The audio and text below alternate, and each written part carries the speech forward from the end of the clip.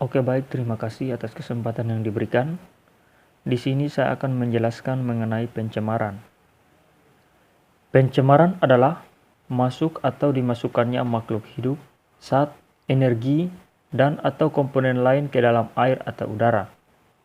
Pencemaran juga bisa berarti berubahnya tatanan atau komposisi air atau udara oleh kegiatan manusia dan proses alam, sehingga kualitas air atau udara menjadi kurang atau tidak dapat berfungsi lagi sesuai dengan peruntukannya.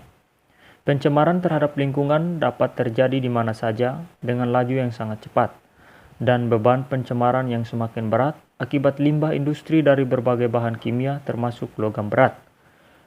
Pencemaran lingkungan terjadi bila daur materi dalam lingkungan hidup mengalami perubahan, sehingga keseimbangan dalam hal struktur maupun fungsinya terganggu. Ketidakkeseimbangan struktur dan fungsi daur materi terjadi karena proses alam atau juga karena perbuatan manusia.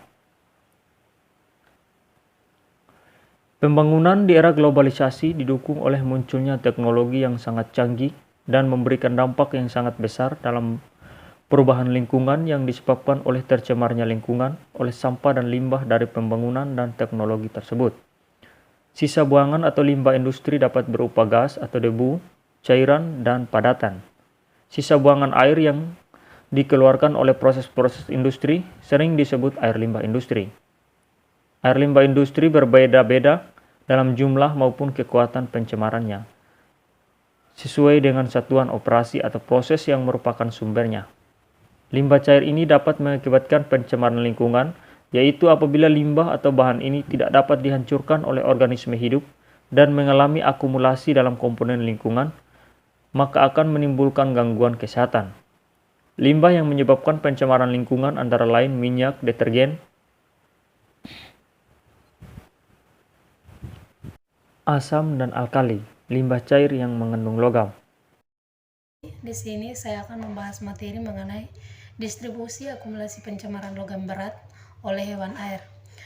Pencemaran logam berat yang masuk ke perairan akan larut dalam air dan akan terakumulasi dalam sedimen dan dapat bertambah sejalan dengan berjalannya waktu, tergantung pada kondisi lingkungan perairan tersebut.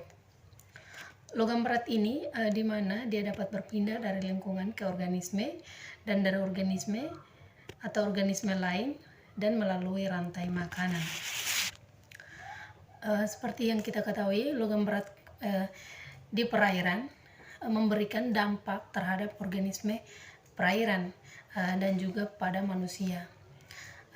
Jadi salah satu dampaknya adalah kematian pada hewan air.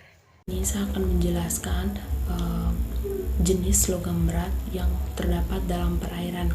Yang pertama adalah kadium. Kadium merupakan salah satu logam berat yang bersifat racun dan merugikan bagi organisme hidup dan juga berbahaya bagi manusia. Dalam badan perairan, kelarutan kadium dalam konsentrasi tertentu dapat membunuh biota perairan. Yang kedua adalah merkuri. Bahan pencemar logam merkuri adalah salah satu treatment yang mempunyai sifat cair pada temperatur ruang dengan spesifik grafit dan daya hantar listrik yang tinggi. Karena sifat-sifat tersebut, merkuri banyak digunakan baik dalam kegiatan perindustrian maupun laboratorium. Yang ketiga adalah tembaga. Tembaga termasuk ke dalam kelompok logam esensial, di mana dalam kadar yang rendah dibutuhkan oleh organisme sebagai koenzim dalam proses metabolisme tubuh. Sifatnya yang racun baru muncul dalam kadar yang sangat tinggi. Biota perairan sangat peka terhadap kelebihan tembaga dalam badan perairan di mana ia hidup. Yang keempat itu adalah timbal. Timbal ini merupakan salah satu logam berat yang terdapat dalam perairan. Timbal juga merupakan salah satu logam yang dapat dihasilkan dari emisi kendaraan bermotor dan kegiatan industri. Timbal merupakan mineral yang tergolong dalam mikroelemen dan berpotensi menjadi bahan toksis. Maksudnya, masuknya timbal ke dalam tubuh makhluk hidup dapat melalui saluran pernapasan, pencernaan, dan penetrasi melalui kulit. Bila logam berat timbal masuk ke dalam tubuh manusia, maka logam berat tersebut tidak bisa diekskresi lagi keluar tubuh. Logam timbal dapat masuk ke dalam tubuh makhluk hidup melalui rantai makanan, insang atau difusi melalui permukaan kulit. Akibatnya toksit ikan itu dapat terserap dalam jaringan, tertimbun dalam jaringan, dan pada konsentrasi tersebut akan dapat merusak organ dalam jaringan tubuh. Saya akan membahas tentang pengaruh logam berat terhadap kualitas air. Jadi, logam berat adalah bahan beracun yang dapat menyebabkan kerusakan pada organisme akuatik. Sumber pencemaran logam sebagian besar berasal dari pertambangan, peleburan logam, industri lainnya, dan juga dapat berasal dari limbah domestik yang menggunakan logam, serta lahan pertanian yang menggunakan pupuk mengandung logam. Itu menurut Lestari Trihandiningrum pada tahun 2009. Jadi logam berat di perairan itu memberikan dampak terhadap organisme perairan dan juga manusia. Secara massal, yang terjadi itu di Teluk Jakarta pada tahun 2004. Dan pada manusia, logam berat menghalangi kerja enzim sehingga metabolisme dalam tubuh manusia terganggu dan menyebabkan kanker dan mutasi. Sedangkan pada ikan itu akan menyebabkan kematian serta ada kerusakan fisik maupun biologis pada biota yang kita pelihara di perairan tersebut. Toksisitas logam berat merupakan suatu efek yang merugikan dari bahan kimia dan bersifat merugikan bagi biota budidaya.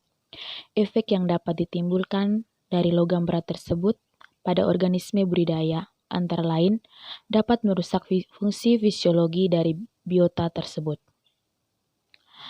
Selain itu juga dapat disimpulkan bahwa logam berat adalah salah satu polutan beracun yang dapat menyebabkan kematian pada suatu perairan dan non-kematian seperti gangguan pertumbuhan, perilaku, dan karakter morfologi berbagai organisme akuatik.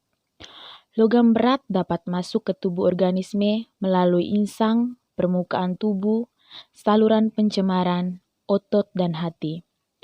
Logam berat tersebut dapat terakumulasi dalam tubuh organisme perairan. Banyaknya bahan pencemar yang masuk ke dalam perairan dapat menyebabkan terjadinya penurunan kualitas air yang menyebabkan kematian maupun gangguan pada kelulus hidupan pada biota budidaya. Oleh karena itu, limbah industri maupun limbah rumah tangga perlu mengalami mekanisme pengolahan.